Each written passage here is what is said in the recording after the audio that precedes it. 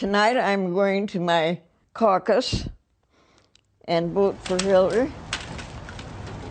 Fantastic. This is her 20th presidential election. 40 was your first one. May I ask how old you are?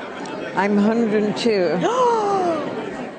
Going to the caucus is more important than voting, because that is when you pick the candidate. I say I hope Hillary appreciates all this. Okay, you grab onto that. Okay, now where do I go? She is Hillary. Unless somebody changes their mind at the last minute, you know, that's what this is all I'm about. not changing mine. Thank you so much. We made it. Ah, yes. It wasn't easy. All those in favor? If he says anything important, let me know. Okay. Well, I think it's wonderful that a woman is running for president after all these years.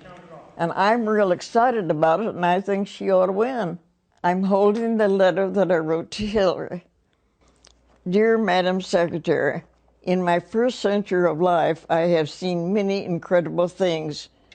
2 world depressions, a cure for polio, a man on the moon, the end of smallpox, an attack on American soil, and a black president. In my second century, I look forward to seeing a woman president. For this corner.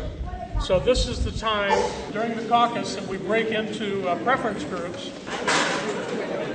5 minutes, and if anyone wants to realign, this is their opportunity to do that. Well, I'm sitting in Hillary Clinton's section, I hope. I'm trying to live long enough to vote in the November election. We had 98 for Hillary Clinton, 67 for Bernie Sanders, 6 undecided. Where's my photographer when I need him? Ready for your close-up? No, don't make it a close-up. No close-ups. One arm hang.